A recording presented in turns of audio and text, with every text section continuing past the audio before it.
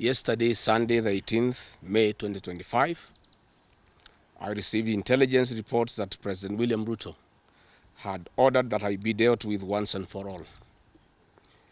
And since the goons sponsored by the state on several occasions had failed, police and other state security agencies had to come in.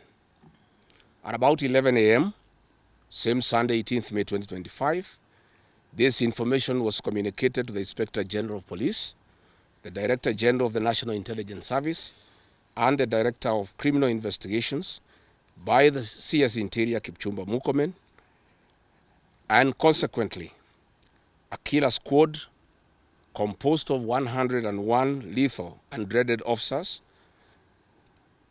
from the administration police and seconded to the National Intelligence Service, accompanied by officers from the DCI, the Anti-Terrorism Police Unit, the General Service Unit, and the regular police were deployed. This killer squad have been carrying out extrajudicial killings and abductions. Yesterday, they were mobilized and cordoned off and blocked all exits from Gatanga constituency. This squad was armed to the teeth and hooded and with masks to conceal their identity because of the heinous acts they wanted to commit on us. This is despite that there are existing guidelines from the High Court that officers should be in uniform and not conceal their identity. At about 2:30 p.m., we received further intelligence from the deployed patriotic officers who are not in agreement with the information that they had clear instructions to plant arms and weapons in our convoy to provide evidence to arrest us and get evidence that they could charge us with in court. After about 30 minutes, the killer squad was joined by their counterparts who are highly trained in the use of biological weapons. Their instructions were to poison me through inhaled chemicals that would paralyze my brain within 3 months. This was the intent and the purpose of the whole operation. My team and I sought alternative routes as guided by the deployed security personnel, majority of whom are our supporters and opposed to what is going on.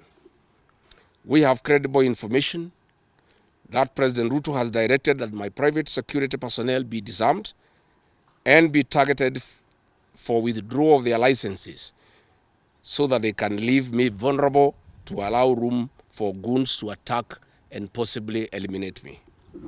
President William Ruto has expressed ungovernable anger that the state-sponsored goons are being overpowered by my private security personnel who are licensed gun holders. President Ruto is furious that the people of Kenya have not forgotten about the Kiambaa church massacre, where children and women were tortured in the 2007 and /8 post-election violence, and is unhappy that I keep on reminding the people of Kenya of the heinous act. I want to say that although Kenyans forgive each other, they cannot forget this, and there is nothing the president can do about it. The president was also utterly livid that I exposed his grabbing of 5-acre piece of land inside Gong Forest, where he intends to put a private hotel. About my statement on post-election violence, this was a precautionary statement and not incitement. It is based on historical facts and past electoral experiences of 1992, 1997 and 2007 controversial elections, that we must have a free and fair election in 2027.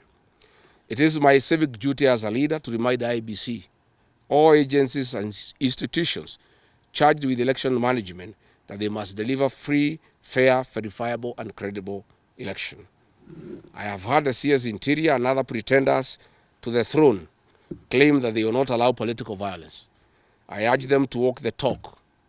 Since November 2024, political violence of great magnitude has been meted on me, my family and my supporters.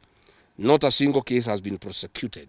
For instance, on 28th November 2024, at a solemn funeral service in Limuru, Kiambu County, I was attacked by organized criminal gangs and a police escort. On 28th December 2024 in Shamata, Nyandarua, an inspector of police flanked by criminal gangs threw tear gas canisters at me. On 23rd March 2025 at ACK St. Peter's Cathedral in Nyeri, my convoy was attacked at a church compound by a known criminal gang under police escort. On 29th March 2025 in Naivasha town, we were attacked by the police. On 6th April 2025 at a church service in Mwik, PCA, hooded goons attacked us inside the church. We dismiss with contempt the loose talk by CS Interior that during the DCP party unveiling, where goons dared to cause chaos were fighting for handouts from us. These were state-sponsored, but fortunately, they were overpowered by security personnel and supporters.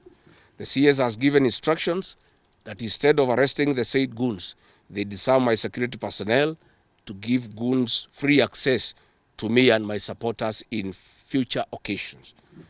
Let it be known that our party, DCP, has organic support, and we do not pay supporters to attend our meetings the way the government is doing to people to attend their meetings. Finally, let me assure the planners of this violence that you will not stop the cause of the people of Kenya. The one-term movement and the DCP party popularity will not be stopped and will not be slowed down. The cause to liberate Kenya is not about Rigathi Gachagua.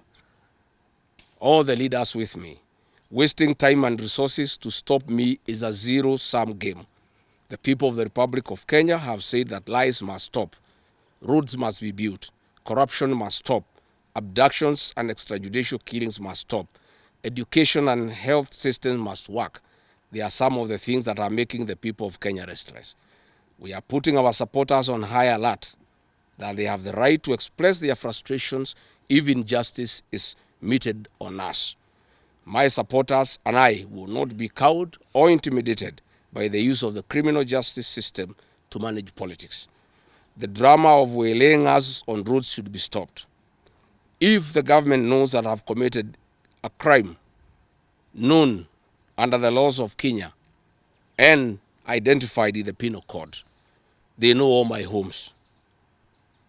And I'm here. They know my Wamanyoro home. They don't need to waylay me on the road. Let them just come here, and if we have committed a crime, they can come and arrest me and take whatever action that they want to take. That is the end of the statement.